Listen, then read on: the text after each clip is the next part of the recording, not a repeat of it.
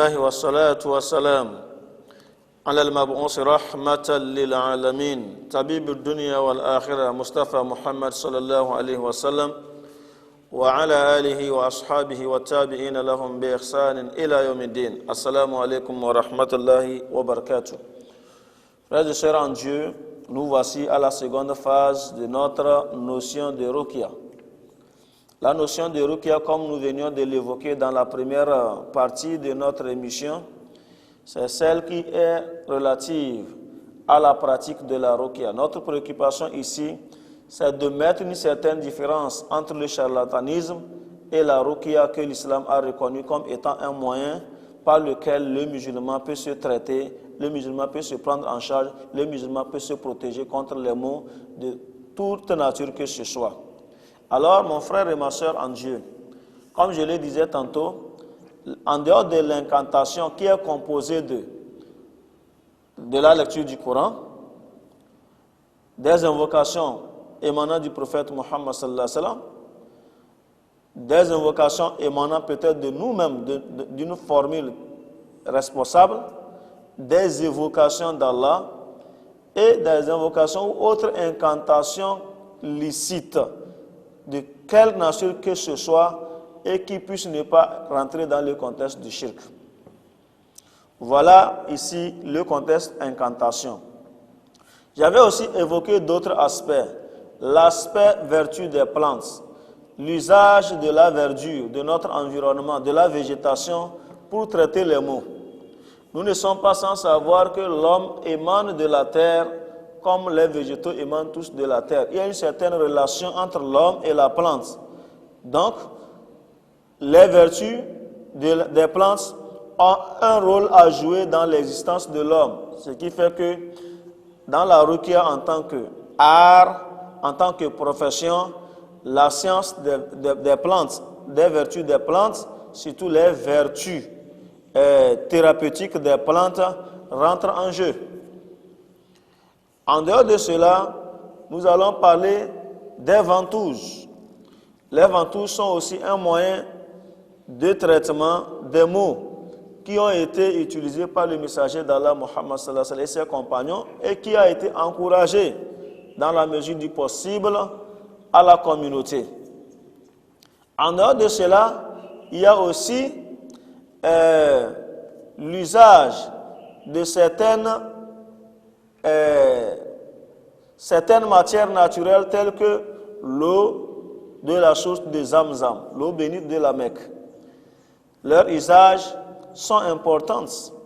En dehors de cela, on peut faire aussi allusion par rapport aux végétations et d'une façon indirecte, le miel. On peut faire aussi avoir besoin aussi des huiles telles que l'huile de l'olivier plutôt, l'huile de karité et beaucoup d'autres choses qui puissent rentrer en jeu par rapport à la Ruqya. Alors, lorsque l'on se met en tête l'intention de pratiquer la Ruqya et ne la prend pas, d'une façon générale, c'est un échec. C'est un échec parce que certains croient que quand on sait lire l'arabe ou on sait lire le Coran, ça suffit pour être quelqu'un qui est praticien de la Ruqya. Plutôt, c'est une profession qui s'apprend.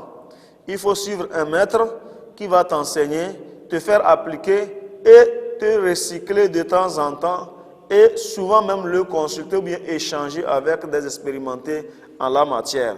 Dans la mesure où la plupart des cas qui rentrent dans le contexte de la Ruqya sont des cas spirituels.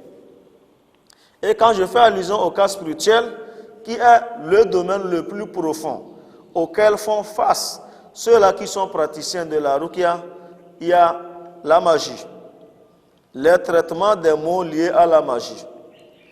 Il y a ensuite le traitement des maux liés au mauvais œil. Il y a après cela le traitement des maux liés à la possession. Et tout ça là a des références dans le Saint-Coran et dans la Sunna du prophète Muhammad sallallahu alayhi wa sallam. Alors, maintenant posons-nous une question. Est-ce que la Ruqya émane de la religion islamique? En fonction de ce que nous avons entendu de la parole du prophète Mohammed sallallahu alayhi wa sallam qui dit toute incantation est une ruqya lucide sauf si elle rentre dans le contexte du shirk. Ça veut dire que la ruqya existe même avant que le prophète Mohammed sallallahu alayhi wa sallam ne soit envoyé en tant que messager de Dieu. Et la ruqya existait donc dans toutes les communautés, qu'elles soient noires, blanches ou de quelle race que ce soit. Les gens pratiquaient la ruqya d'une façon ou d'une autre, mais d'une façon générale, les gens le faisaient dans le contexte du shirk. Alors l'islam est venu nous orienter et nous donner les moyens par lesquels nous pouvons nous rapprocher de Dieu, en nous traitant, en évitant nos maux, en prenant en charge nos malades d'une façon licite et dans le cadre de la recherche de l'agrément d'Allah, en utilisant donc les moyens qui nous sont licites et d'une façon irrévocable, efficace pour faire disparaître nos problèmes. C'est la raison pour laquelle ici, notre préoccupation globale, c'est de nous faire comprendre que la ruqya traite tous les maux. Mais d'une façon générale, les praticiens sont sollicités plus dans le contexte spirituel, puisque pour d'autres maux qui ne sont pas spirituels, il y a aussi des spécialistes tels que dans les hôpitaux modernes ou bien des tradithérapeutes qui arrivent quand même à donner efficacement le remède nécessaire pour certains maux.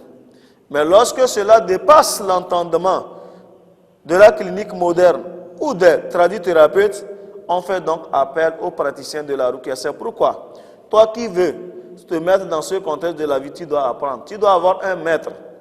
Il te faut connaître ce que c'est que le ayn, le sihr, connaître ce que c'est que la possession. Alors qu'avant de connaître la possession, il faut connaître aussi le monde spirituel. Tous ces enseignements-là nous ont déjà été donnés par le messager d'Allah, Muhammad sallallahu alayhi wa sallam, et qui normalement devaient rentrer dans l'habitude de tout musulman, dans la mesure où il n'y a personne sur cette terre qui n'est pas censé être exposé aux maux, car Satan, qui est le principal attaquant des croyants, trouve tous les moyens pour nous désorienter dans notre foi. Et la principale préoccupation des attaques spirituelles, c'est détruire votre foi, votre monothéisme, afin que votre existence soit multipliée par 0.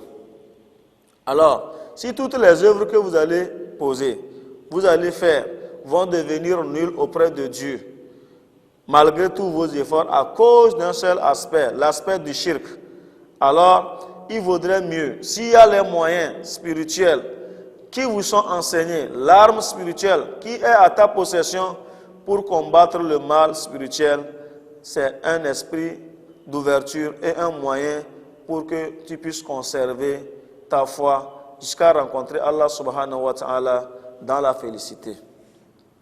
Mon frère et ma soeur en Dieu, il est donc nécessaire de comprendre que la ruqya n'est pas simplement la lecture du Coran, comme d'aucuns le pensent, mais c'est une profession, c'est un art qui est composé de beaucoup de paramètres, beaucoup de conditions et beaucoup d'attitudes qui puissent permettre aux uns et aux autres de se prendre en charge par rapport à leurs problèmes physiques, spirituels, intellectuels et autres. Qu'Allah nous donne la santé et qu'il nous illumine davantage. Qu'Allah fasse de sorte que nous puissions puiser des richesses émanant de notre religion afin que notre vie nous soit paisible. Wa akhir dawana alhamdulillahi rabbil alamin. Wassalamu alaikum wa rahmatullahi wa barakatuh.